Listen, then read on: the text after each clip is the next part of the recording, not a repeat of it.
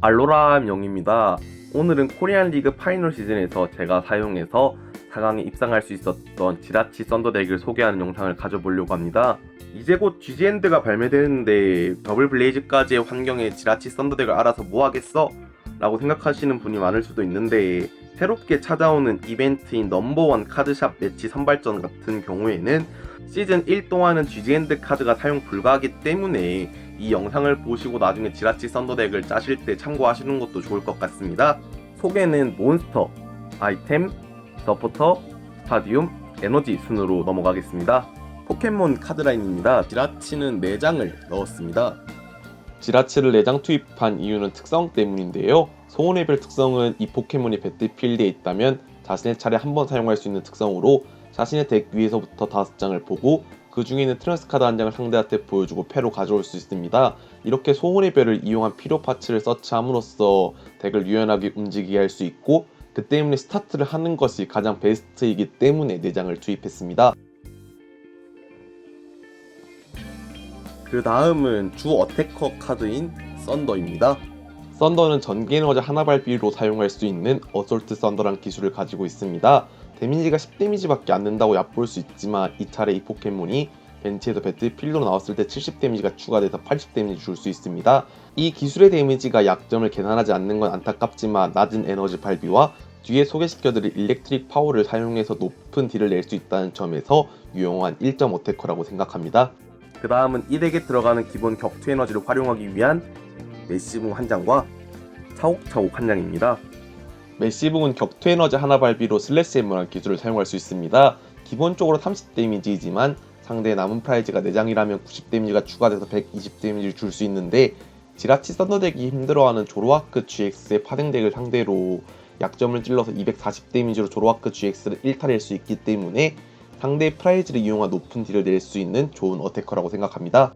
메시붕과 같은 울트라 비스트 포켓몬인 차옥차옥인데요. 차옥차옥의 특성은 상대의 남은 프라이즈 장수가 3장 이하라면은 이 포켓몬의 최대 HP는 200이 됩니다.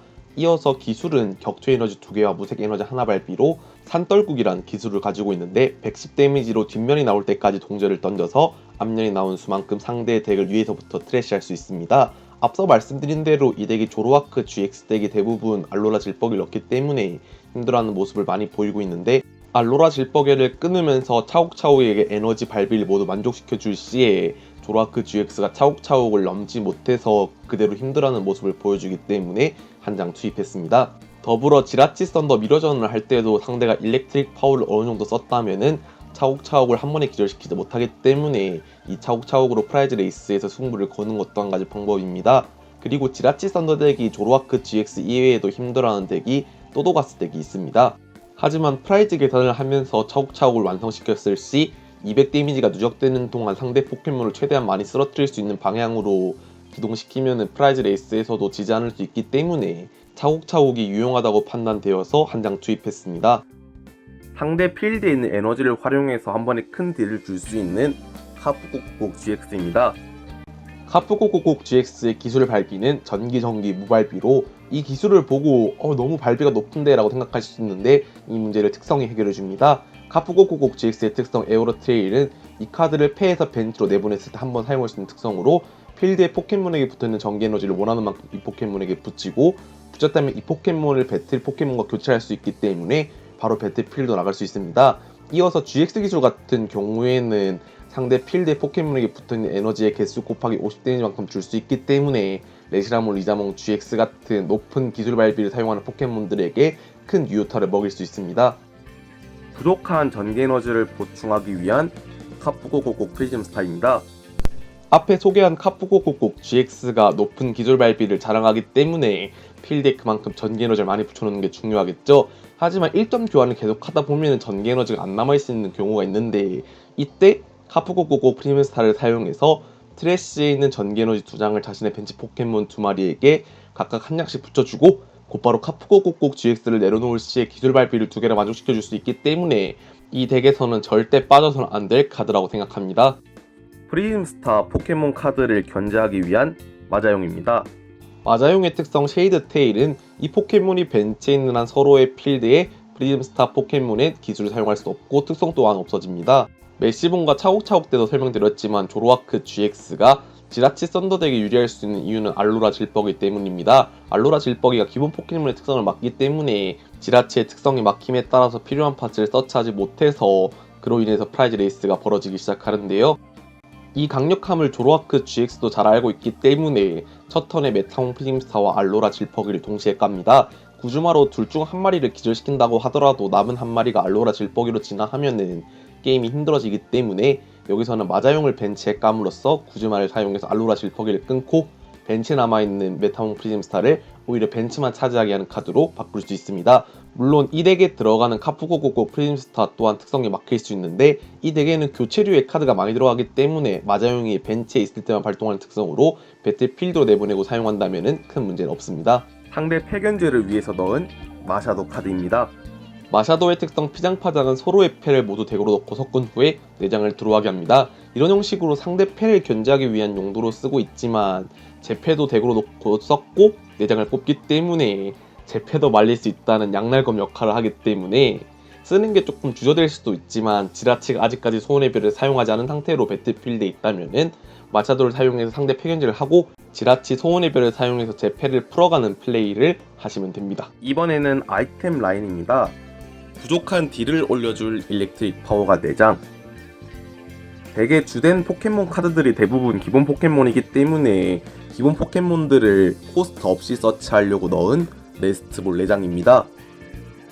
그리고 보통 지라치 썬더 덱 같은 경우에는 이스케이프 보드를 2장 정도 쓰는 경우를 보이는데 저는 원하는 타이밍에 후퇴를 하지 못하거나 딜을 주지 못했을 때 그 부분이 너무 아쉽다고 생각돼서 이스케이프 보드를 3장 넣었습니다.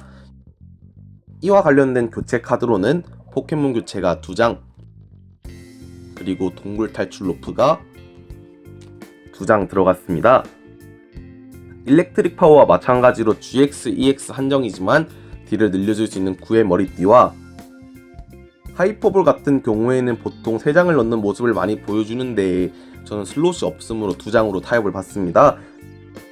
하이퍼볼로 주로 서치해야 될 포켓몬은 카프고고곡 GX와 마샤도로 만약에 하이퍼볼 2장이 좀 적다고 생각되시는 분은 지라치 1장을 줄이고 하이퍼볼 3장으로 늘리는 것도 좋을 것 같습니다. 그 다음 아이템 카드는 비스트 링입니다.